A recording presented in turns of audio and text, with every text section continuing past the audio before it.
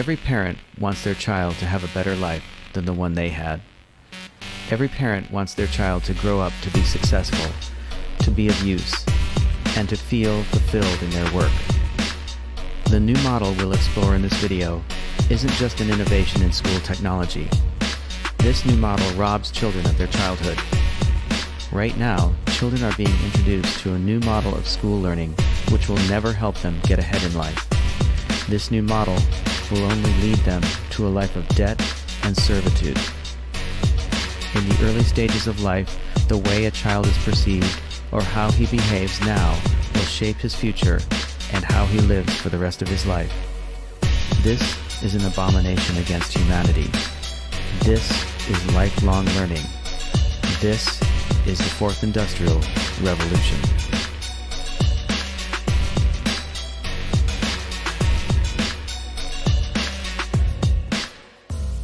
Welcome to Bookmark. That was the teaser for our latest documentary called Lifelong Learning.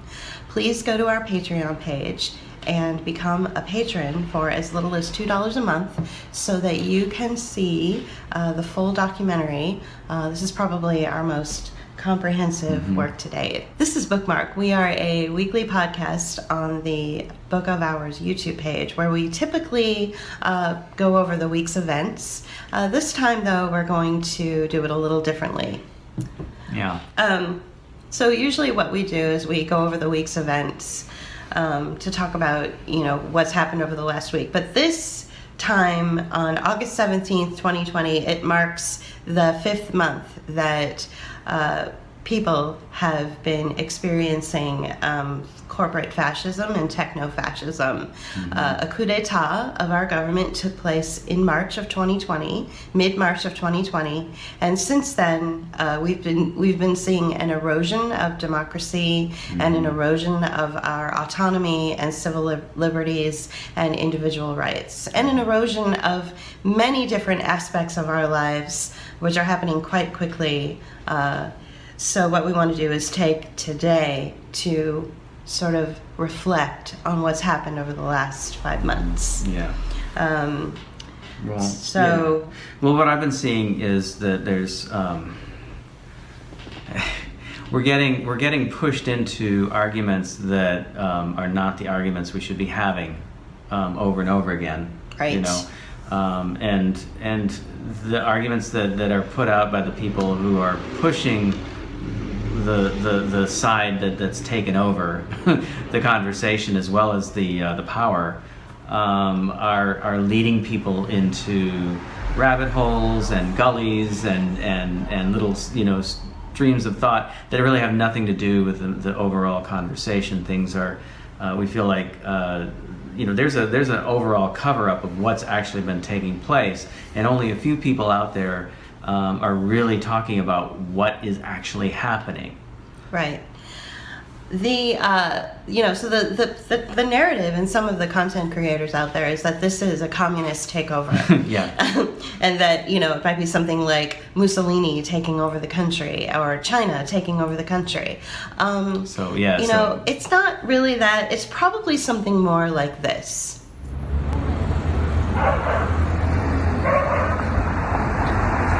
So Leah is actually a former neighbor of ours in San Francisco. She's a coder. And she is part of what I like to call the misery industrial complex. And what San Franciscans do, because there's a billionaire every 80 blocks in San Francisco, and do you think that they got that wealthy because they're smarter than you or better than you? No, they know how to extract your life from you through the digital landscape. So when I see, my friends and neighbors lining up outside of a church or a community center that they can no longer attend because it can't afford to sustain itself, and they're all wearing masks and they're being respectful of their community and being obedient mask wearers, and they're purchasing what's inside the church or the community center for pennies on the dollar, and they're seeing their life eroded every day in different ways, whether it's through how they can navigate around the world standing 6 feet apart from people, or whether it's just watching their community dissolve and evaporate right in front of them. they're not making the connection that the very people that are causing the problems are not Trump, it's not Mussolini, it's not communism. It's probably somebody who works for a like an app in San Francisco Right. that's creating a lot of wealth out of your misery. Right. So what we've commented on and talked about before in the past, and this woman is a co-founder of an app that I guess it allows you to do blog posts or something. I don't know what. Yeah. It's always bullshit. It's always right? some unicorn. It's some like, it's like some bullshit app Yeah. or application that's which online. is really about surveillance. Yeah. And really about tracking you Yeah, and and that's where I was extracting going with that, yeah. information. Oh, I'm sorry. Yeah, it's okay. But so the thing is the more useless the app seems to be, the more money it seems to get, and that indicates something that's very real, and that is it's most likely about what Gisli just said. It's about surveillance on you and what you're doing, and companies like Fitbit are out of San Francisco as well, and so what we're going to be seeing is more and more surveillance through other means other than just like an app that tracks your movements. Fitbit tracks your health, your heart rate and things like that, under the guise of like, let's get healthy. How many steps did you take today? Well, you can do that with an analog counter, right? Those things exist already. So now they've made it digitized, and you can put it up on your computer, and you can have it on a dashboard, and you can see how well you're doing, and you can compare it to other people, and blah blah blah blah. Well, that's all about keeping track of your health, which is going to be something that we're going to be seeing more and more in the coming years. We talk about that a little bit in our new video, Lifelong Learning. Right. And just to really drive home the point that we are trying to make Right. here is that people are not understanding that, and hopefully you're now illuminated, that these tracking devices and these digital health devices like your Fitbit, it's really nobody's business if you work out or not. Mm-hmm. But what's happening is Silicon Valley in San Francisco is making it their business. Mm-hmm. It's making it literally their business. It's Right. their business model Right. to track you so hard that they get millions of dollars to fix up a historic house that's probably worth about $10 million when she's finished So, restoring it. yeah, so And yet, Yeah. and yet, if you look out your door, like if I look out my front door, I don't see $10 million mansions being restored. I see a lot of blight. I see a lot of poverty. So we need to start making the connection between Let's back up why a little are bit you because poor we didn't, and why is she rich? Right. Well, let's back up a little because we didn't explain that. So the woman that we showed you in the video, she was co-founder of a business that we were talking about, like a surveillance type business, and she got funding. I don't know if it was a loan or what kind of thing, but she's basically putting in like what did you say, like $10 million? $10 million. $10 million It's just- into this big this old mansion that's in the neighborhood that we used to live in. She's And a it's- former neighbor. And it's one of those houses that you always see in the postcard shots of San Francisco. So it's an iconic sort of structure, right? But she's making it her pet project. And so what we're trying to point out is that people like her and who are all over San Francisco. There's a billionaire every 80 blocks. There's people that we know that probably have millions of dollars, and their houses are worth this.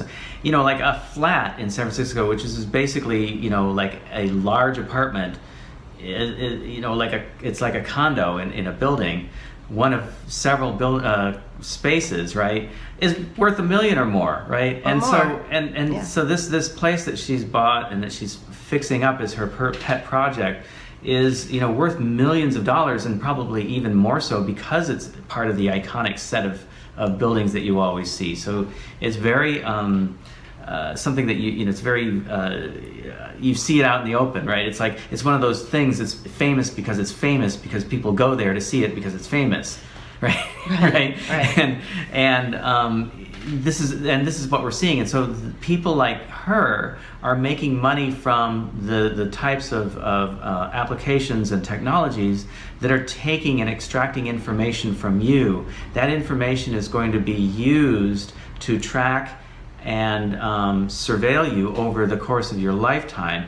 But not only that, but that information is going to be used as a means of investments over a period of time. so that people's health will be used as a basis of investment through social impact investing, or through social impact bonds is what they call them, or other means that are out there that will use this information to for general overall investments, but also maybe even individuals will be invested in through personal loans or through personal investment, so that you can get to that next step in your health, or you can get to that next step in your education, or you can get to that next step in whatever it might be, and to where the point where you're always in debt to that person that's investing in you, and they're extracting money from you by means of the money that they loan you or the money that is invested in you somehow.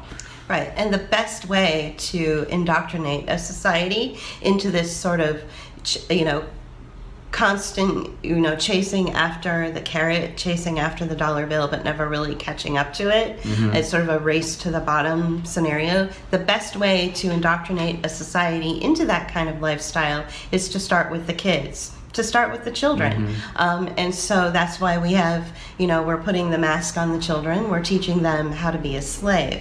Is what we're doing. Right. So that they will never ever get ahead, but people like Leah will become more and more and more wealthy, and she will continue to climb in her status, in her social credit status and her community status, as a result of the extraction from you and the children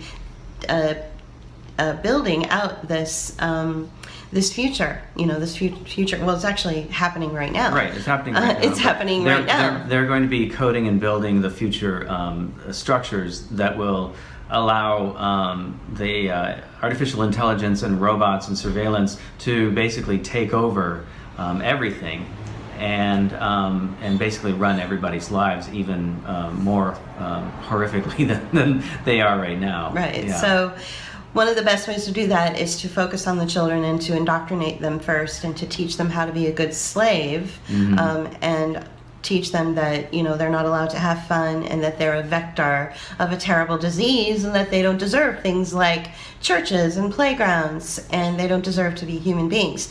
You can find all of this information, and you can be enlightened about this situation as it's happening in real time right now if you go to our Patreon page and subscribe to our YouTube channel as well, and share our videos. Our Patreon page offers a first-hand view of all of the work that we do.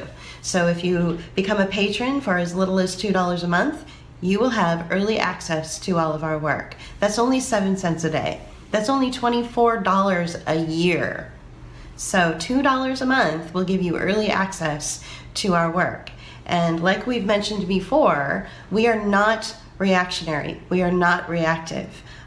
We are here to inform you about what's been happening over the last 5 months, and we'll continue to inform you and archive history as we go through this together.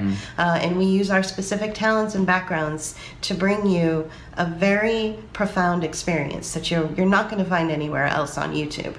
I like to say that it's well researched and well reasoned. Exactly. Yeah.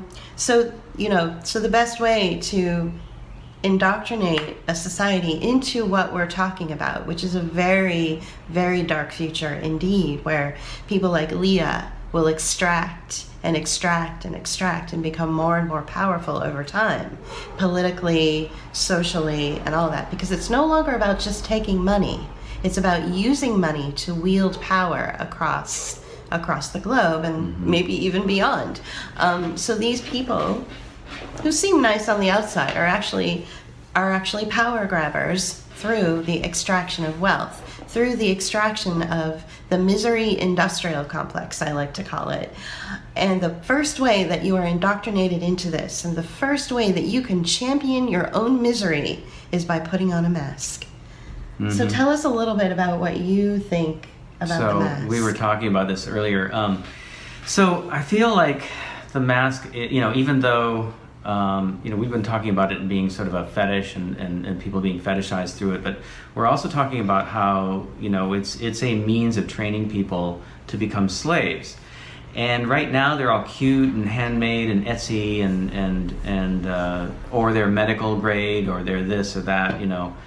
They're considered personal protective equipment, which they're not. They are for maybe people in the medical field, but for everyday people, it's not. What it is it's really a means of training you to become the slave that you will be in the future. And I just feel like the mask will never go away. It will never go away, and the problem is that everybody's treating it like it will go away. Like, oh well, once we have the you know, whatever, the shot, then we can get rid of the masks and we won't need them. Well, no, that's not the case at all. I mean, we're already starting to see in publications and media. There was a BBC thing that came out, or the Times, I forget what it was. It was like yeah, I think it was online. It was BBC.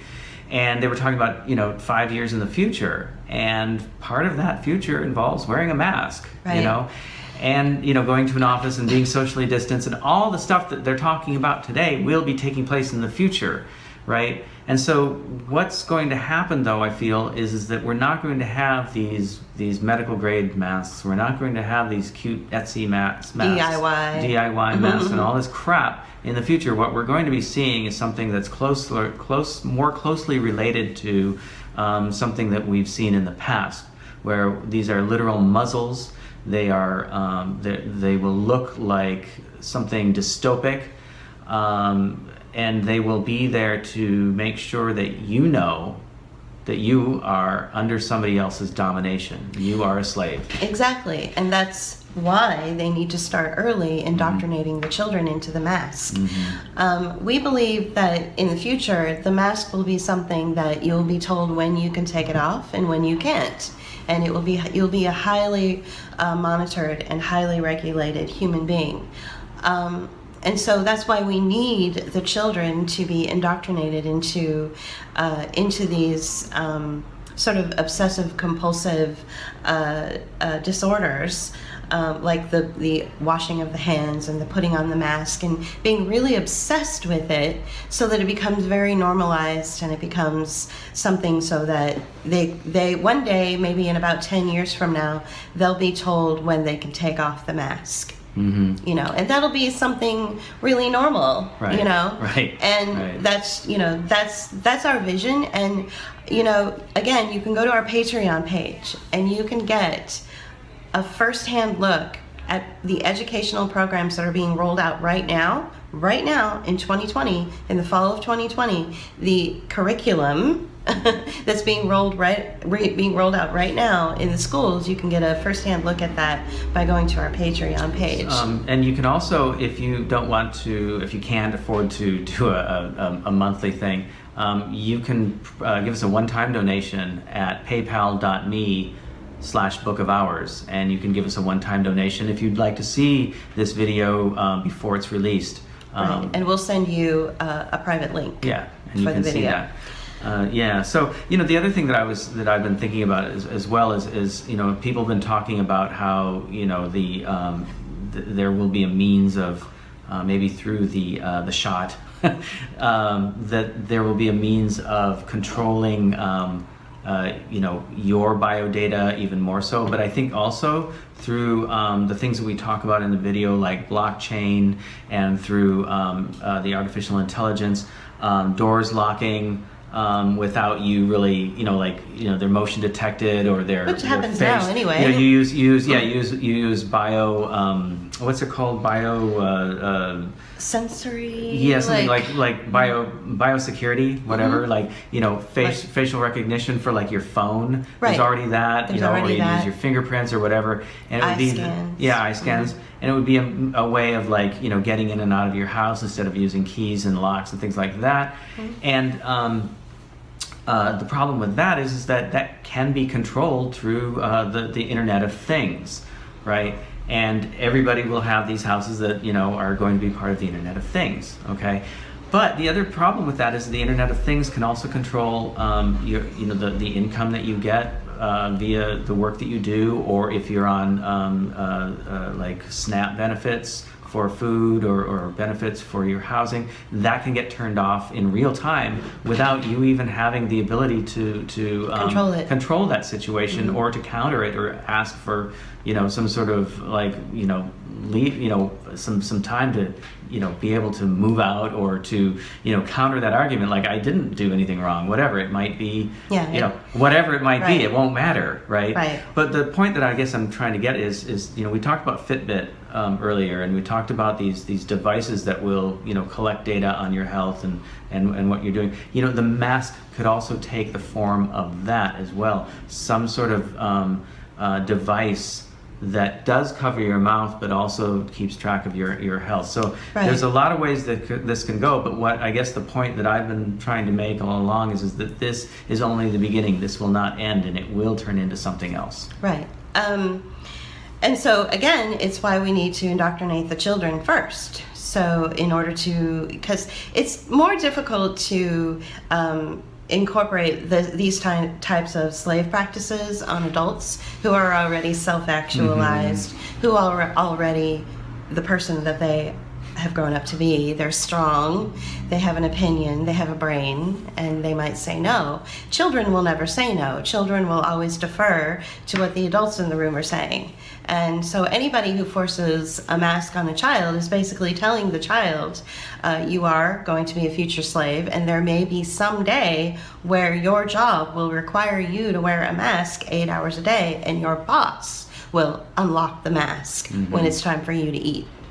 That's slavery. And any teacher or any school district or any parent that is putting a mask on a child right now is complicit in these crimes against humanity. Well, and I think also these people that are embracing mask wearing and like yelling at people who don't wear them. There's this real self-righteousness that's going along. That's going on with this. People talk about virtue signal and all that. I don't like that term. I've never liked that term, but I think what's really going on here is the self-righteousness. I mean, there was a guy that I know that posted something on LinkedIn, and it's like he's in front of his liberal church, and the church even has a thing about, blessed are the mask wearers, and it's like, wow, you people really don't know what you're promoting here. You have no idea. What they think they're doing is that they're being respectful. That's a word that keeps coming up. You hear that over and over again, respect, respectful. You hear, saying, it's we're protecting everybody, and against what? Against, the common cold or something. But, that aside, that's only the cover story. That's only why they're reacting to it, or why they're doing this. But they seem to have bought into this narrative so well, and I don't understand why that is, really, except that these are the people who yelled and screamed about voting against Trump. These are the people who yelled and screamed about maybe other things that you encountered on social media. But ultimately, these are the people who are self-righteous and smug. They are part of the managerial class. They are part of the liberal side of politics, and they're the ones that are getting everybody else to get on board. And it's through the idea of the common good. But I feel like it's more about group herd mentality, and it's more about it's going back to the idea of stoning. Exactly. From ancient times. Right. I feel like this is the mentality that's being promoted. Right. Americans are trauma-based. Americans grow up in trauma-based households, even the most functional households. It doesn't have to be a dysfunctional household in order to be trauma-based. If you're an American, chances are you are a trauma-based individual, and you have never really identified your anxiety. You've never really gone no contact with the people who have abused you and traumatized you. And people in America are incapable of recognizing their own trauma. So what's happening with the mask and with the self-righteousness, it's gone beyond virtue signaling now. It's now about self-righteousness. So what's happening with the mask and the self-righteousness is that the entire media apparatus, every single one of your neighbors, your mayor, your government, all of the people you work with, all of your friends, many family members are in love with the mask. It makes people feel very good about being the center of attention and feeling good about themselves, because if you're an American, you've probably never really felt good about yourself, because this is a society that raises and rears up children in not in love and edification, but more in like a Pavlovian response or punishment. Obedience, yeah. Everything's punitive, you know. Since the moment you're born, if you're an American, people in America are think of themselves as a burden to society, because that's what their parents always told them. Right. So this is the mindset that Americans and people have been conditioned to think about themselves. And so what the mask does is it makes them feel very important. It gives them a reason for feeling like, you know, that they're doing something good for society. And that is a pretty insidious way of manipulating the mask. And what the mask really is a fetishization of people through those, you know, various power players that we've been talking about all along. Well, you know, I wanted to back up a little bit, because you said something that made me think. You know, Americans, you know, the way this country was founded and the way people are raised, you know, we all live with trauma, right? We all do. Some more so than others. But, you know, the media and movies, especially TV shows, they always show loving families, and they always show like these, you know, like every show you see on like, especially on like Netflix, you know, the family always has, and this is in England too, not just in the United States. Or broadcast TV. Yeah, you know, where you'll see the family that belongs to the main character. They all live in these sort of upper middle class kinds of environments, and they always have these lovely homes, and the kids all have their own room that's like as big as our, you know, dining room. And they, you know, have all this crap all over the place, and they have these lovely little lights that come on at night, and they kiss their kids to bed. You know, and that, you know, that's not real. You know, it's only real to some extent in the United States, or in our culture in general.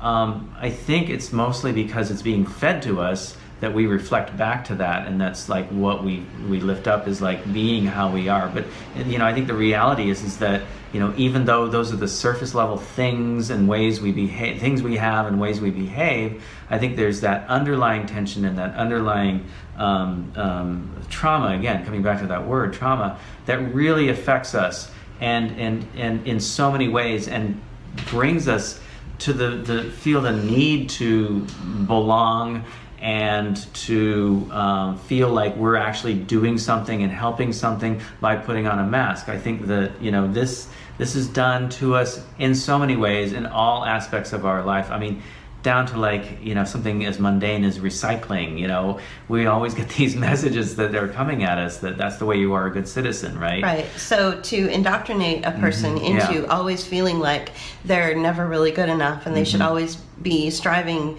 to be better, which they'll never really be able to get to that point. Right. You have to indoctrinate them first as children. Right. So go to our Patreon page and become a patron, and you can see Lifelong Learning, which is probably our most important video in our new model series to date. And you can have early access to that video to get an idea of what we're talking about. What we're talking about is indoctrinating children into these digital platforms, which put us all on a health slave grid. Right now, to indoctrinate people into being fetishized, people have to have a low self-esteem. People have to live in these sort of dual places in society where what they see on the screen, whether it's a social media screen or a TV screen, is different from their reality. The reality of your life is that you're trauma-based. You're a trauma-based person. People are trauma-based people, and people are not investigating that. They're not doing something called the shadow work enough to know when they are being fetishized. And that is what the mask is about. The mask is taking advantage of a person's low self-esteem, a person's trauma, a person's inability to do the shadow work or even understand who they are in society. So people are being fetishized, and people are being lifted up in the media right now as the center of attention. And people are told that if they drink semen and don't have intimate sex with their partners, but instead use glory holes and also put a mask on, that this will fight the virus. So there's a real predator and perpy aspect to the mask that makes me recoil. Right. And so when somebody who gladly puts up the fact that they would do anything in the world to fight a virus and say, I do it because I respect humankind, or I respect people around me, actually what people are doing is they are allowing themselves to be fetishized. They're allowing themselves to be the rape fantasy for the people who are extracting all the money and extracting all the power. Right. Yeah, because what we're seeing in the media are the lifting up of perverted behavior that was only, in a small domain of people who actually called themselves pervs, who are there's many of them in San Francisco, coming back to San Francisco, and this is behavior that was only part of a small subculture of people out there. Now it's being lifted up by the media as being normal behavior. Things like glory holes and having sex in these ways were things that people were arrested for 30, 40, 50 years ago. Even probably 10 years ago, I don't know. But what I'm getting at is that these are things that used to be considered perverted, and things that normal people didn't do, that was considered dirty, right? And now it's being lifted up as something that is protecting all of us from some sort of illness that's out there. This is really fucked up, and they are fucking with us. Right. That's what's going on. It's absolute fuckery. Yeah. And JP and I are doing this August 17th, 2020 podcast in order to try to shake you awake, because we care. Because we really do care about you. And we really want you to start to see what's being done to you. You are being sexualized, you are being fetishized, and you are being primed and prepped and ready for slavery, and so are your children. And that's what the mask really represents. And we truly believe that if it continues, if it goes on, the mask will no longer be a cute little DIY thing that you can make in your kitchen and hand out to your neighbors because you're being a good person. It will no longer be something that you can order from that really high-end, store, fashion store where the masks are like, $150, and it's a beautiful, piece of cloth over your face or whatever. It's going to transition into something that you will not be able to take off, right. And that it will have to stay on you for certain hours during the day, and somebody else will control when it gets taken off. And that is representative of every aspect of our life. Every aspect, right. How we eat, how we function, when we can drive our car, when we can talk, when we can use the internet, when we can have energy like lights and electricity, water, Right. That is representative of our future unless you stop this now. Right. Seriously, stop this right now. It's so important. The video that we just did called Lifelong Learning, which you can find on our Patreon page by becoming a patron for as little as $2 a month, will help you to understand what we're talking about. What we're talking about might seem really foreign to people. People might look at us and go, "What are you talking about?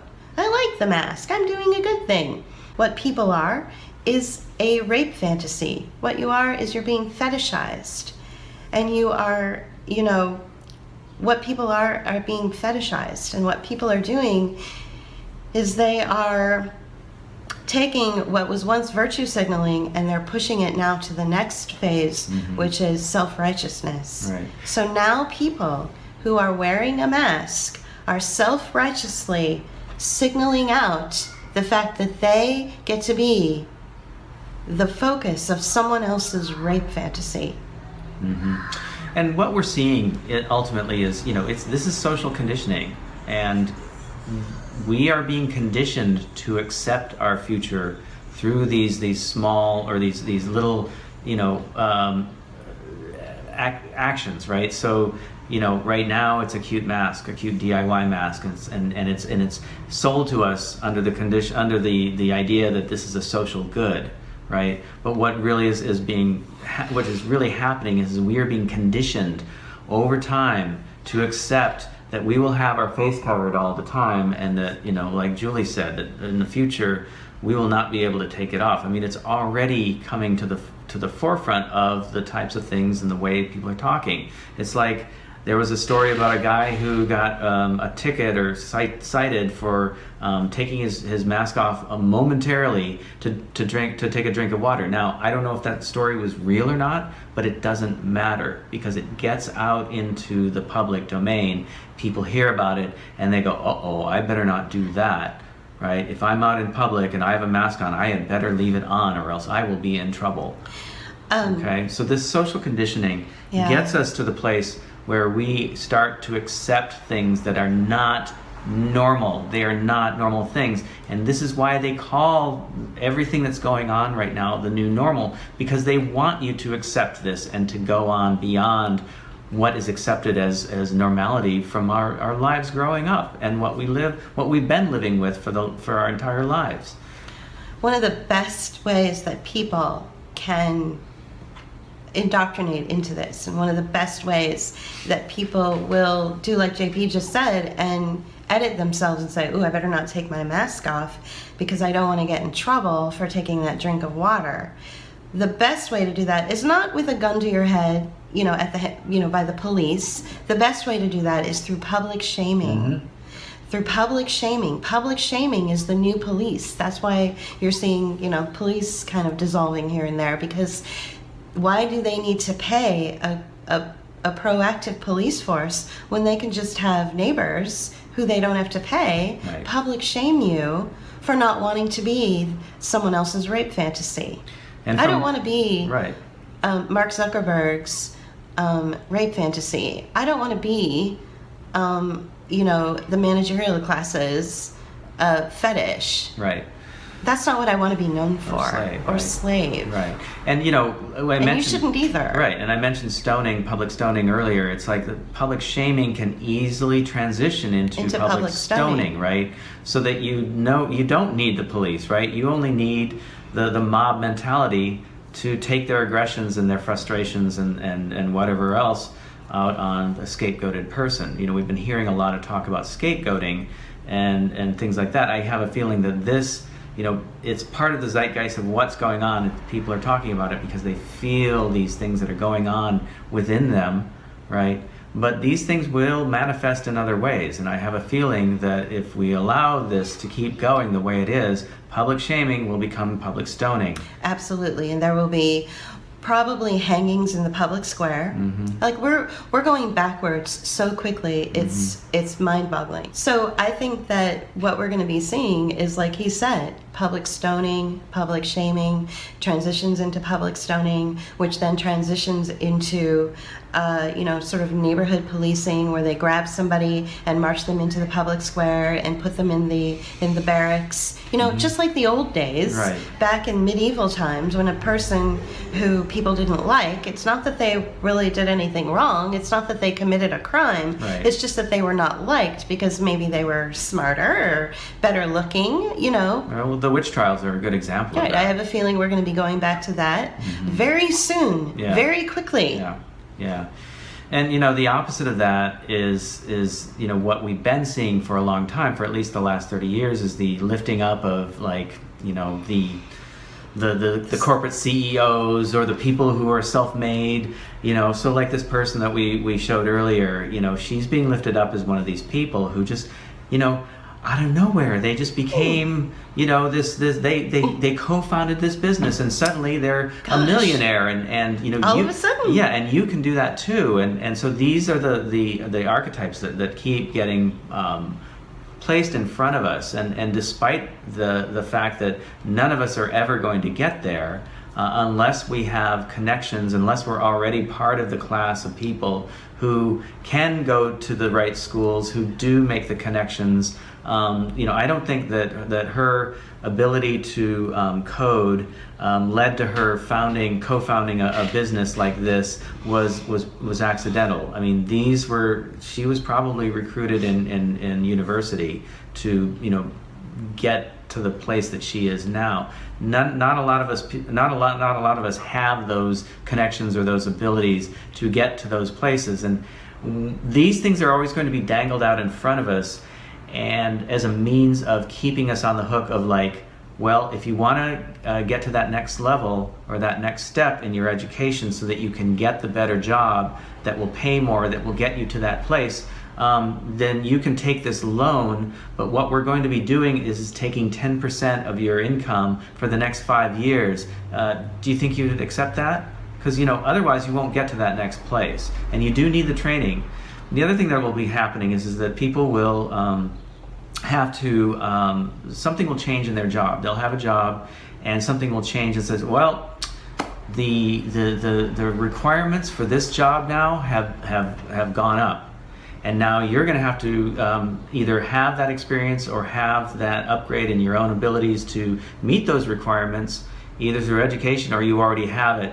And again, comes back to that whole idea of financing that next upgrade. And you're going to have to compete for the job that you have against other people who already have those skills. So it's not going to be a pretty future. And it's going to be part of this slave mentality and this always feeling like you're on a hamster wheel to keep going. It's going to be even worse than, these metaphors have been out there for a long time, from the 20th century on, and it's only going to get worse. It's only going to get worse. Right. And going back to what you were saying about our former neighbor, Leah, who we showed you standing in front of her beautiful $10 million mansion, the type of people that are lifted up in social media as the influencers who want to influence poor people who are maybe standing outside in front of their local church, sadly, all up in masks, trying to figure out what they can buy and what they can afford to give back to that church, which is never going to be able to open its doors again. Mm-hmm. So this, once again, this misery industrial complex, the very people that are getting rich off of those people are people like Zuckerberg and people like Leah and all of the influencers on social media who are shaming you to wear a mask, who are shaming you to think of the common good, who are shaming you and pushing you and forcing you, and most likely your governor is also doing this too, with a very heavily funded marketing and media campaign. $2.8 million went to a small little neighborhood in Pittsburgh, in some county here in Pennsylvania, just for marketing masks. $2.8 million was designated for the marketing of masks. Okay, and now imagine that all across the country, in every little county across the country. It's like, there's a reason they're pushing this hard, folks, and it's not because of health. Right. So the very people who are shaming you and paying millions of dollars into these marketing campaigns are the very people that you are lifting up. They're the very people that you want to be like, that because people are traumatized and trauma-based individuals, they want to be something better than what they are. So they say, I'm going to do just like what Mark Zuckerberg or Leah does, and I am going to, signal out my virtue or become self-righteous. But those are the people that are actually creating the misery industrial complex, while you're looking at your $5 bill and wondering how far you can make it stretch. Right. So there's a real disconnect with that. And, again, the video that we just made helps to fuse that disconnect in your mind. It helps you to understand, to make the connection between a lot of what's going on in Silicon Valley with the creation of these digital platforms, versus what the reality is. It's not good. Yeah. Well, so you brought up the platforms, and just mention this real quick. We talk about digital service platforms, maybe not by name, But what we will be seeing in the future is the inability to be self-employed like we used to be, like, you know, a barber or a bartender, you know, these kind of jobs that are, you know, people can pick them up, they get good at them, or they have a natural affinity for that type of work. These are human and messy. They're hard to control. You can't control them on a digital grid. You cannot, you know, invest in them through the means of a blockchain ledger system. So this is why, you know, these types of businesses and jobs are going away. What's going to be happening are more you know, jobs like TaskRabbit and Uber and all these gig economy type jobs, because what happens is they are controlled on what's called a digital service platform. And, you know, what money you make, what jobs you take, how many people you help out, and what your rating is at the end of that, are all the important factors that go into this. And you pay into this system to be part of that platform. So you make only a little bit of the money. It's basically, it's like whoring yourself out. I mean, these digital service platforms are basically a digital pimp. Right. Absolutely. And it's fucked up. I mean, and I've experienced this 20 years ago from, you know, being a freelancer and starting to try to use some of these tools. They called them tools back then, but what they really are means of getting you enslaved into these systems. And it's all race to the bottom pricing. You're always competing with people around the world, not just in your country, your state, or your city, all around the world. So your city might have a higher cost of living than these people in another country do, and you're competing against that. Right. To get a gig from somebody, you know, out there. Now that's not like Uber or something. That's something if you're like designing a logo or designing a website or something like that. Right. But it's still, it all comes down to race to the bottom pricing. Whoever offers their service for the lowest price will probably get the gig. Exactly. And one of the best ways to normalize this, what he is just talking about, which is a really difficult, poverty-inducing culture. Mm-hmm. It's a miserable future for you and your children. One of the best ways to do that is to start with the mask. It starts with shaming you and saying things like, you should show respect for your community for wanting to be a fetishized rape fantasy. And you say, I don't want to be a fetishized rape fantasy. And they say, you need to do it anyway because it's about respect. Right. So the best way is to start this indoctrination with the masks so that when you do go into these digital service platforms, which is going to be pervasive and everywhere, whether you're renting out your swimming pool or you're renting out your kitchen. Oh yeah, let's talk about that a little bit. Yeah, is to shame the person. How dare you not open up your own home, your private home? How dare you not open it up for the community? You should show some respect for your community and let complete strangers not pay you enough to survive to use your private space, whether it's your pool and they want to spend a couple of hours in the pool and they want to throw you $25 for that, and then they're going to go online and give you a bad credit rating like on Yelp so that no one else would ever come and utilize your services. It's a very Airbnb, Yelp world out there now for everything. Right. For everything. Right. So that app that you were just talking about, like your swimming pool. So your personal property, like your living room or your kitchen or your swimming pool, is actually going on. What's that app called? Swimply. Swimply. I think it's called Swimply because it's simple and it's swimming, right? So you rent time out in your personal backyard pool for people to use, because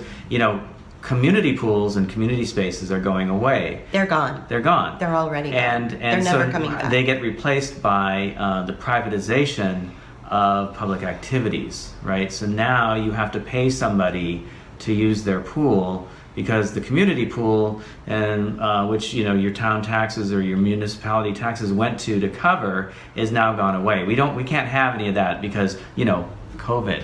But that aside, they are getting rid of the commons through the means of the excuse of this so-called pandemic.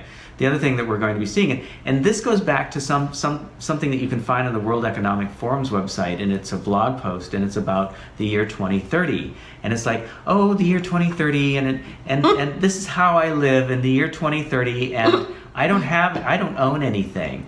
And if I need to cook something in my kitchen, I just I just order what I need. So if you need a pasta, they say things like pasta maker or whatever it might be, but they're talking about pots and pans too, right? And they said oh, and when I'm not using my living room, it gets used for office for meetings. Yeah, for business meetings, right? So people are through these service platforms are going to be able to Airbnb just rooms. I'm just using Airbnb as a generic word like Kleenex, but they're going to be able to rent space out in their room, in their living room, not just their house, but like specific rooms in the future using these platforms. And it's just diabolical how this people are going to be driven to do these kinds of things because they're going to be in the kind of economic straits that require them to do that. Right, you'll have no choice. That's part of the reason for the depression we're facing as well. Right. Is to get everybody just bottomed out economically. So that you have to rent out your pots and pans, and you have to try to compete with 50 other people that are also renting out their pots and pans for very, very low prices, and so you might have to rent out your whole kitchen for not enough money to make your rent or pay your mortgage or pay your utilities. It's going to be a very, it already is. We're already here. We're actually gonna wrap up this episode of Bookmark because I want to just go back. We want to go back and just kind of reflect on the last 5 months in the last few minutes that we have. We've gone from having a semblance of a democracy where they allowed us freedoms, they allowed us autonomy, to finally coming clean and saying, we've occupied your government. Corporate fascists and techno-fascists have occupied your government, and we're not playing anymore.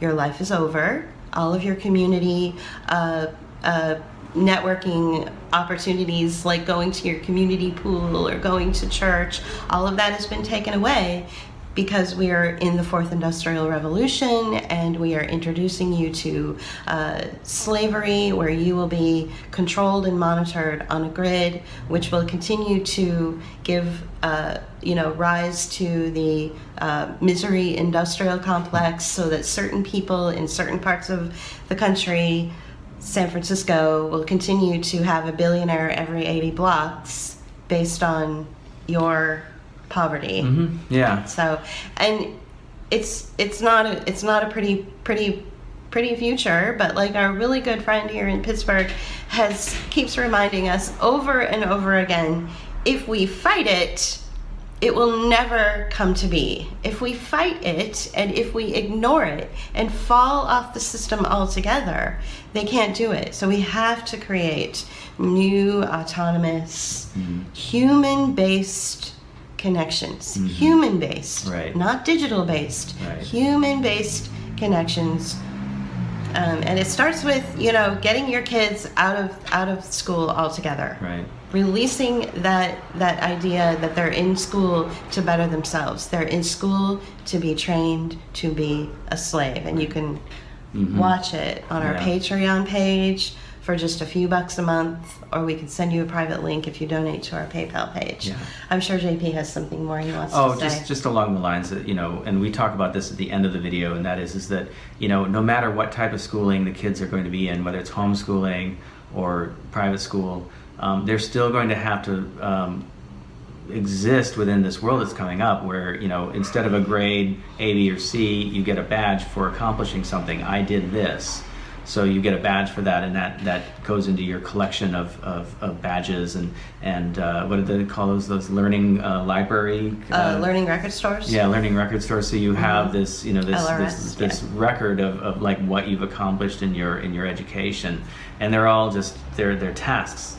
They're not really lessons, they're just tasks. And behavioral modification. Right, and so through this, all the children that are being educated in these systems are going to have to do that. If they do not get educated within the system, they are going to be out of the system altogether, and you as a parent are going to have to decide, are they going to be in the system, or are you all going to be out of the system?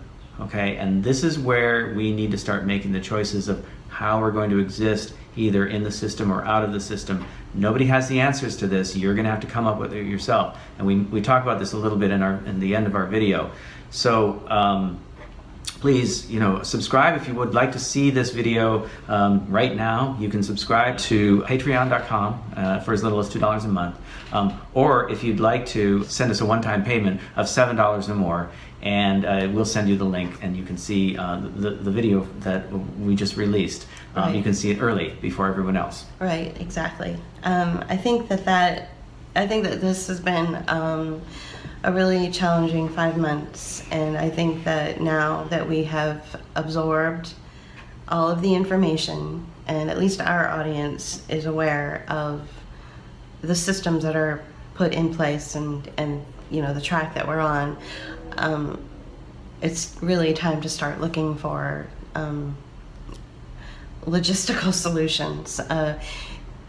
A lot of my friends who I adore dearly are still talking about things like how the virus numbers don't match up the actual specific data, and they're just like a dog with a bone. They won't let it go, and you're gonna have to let it go because this is it. And so it's time to move on from the fact that your local health departments and your local governments have been occupied by psychopaths who want to fetishize you and want to make you a part of their rape fantasy. Right. It's time for you to let go of that and move on and not be that. Be something better than that. Right. So. Yeah. And well, yeah.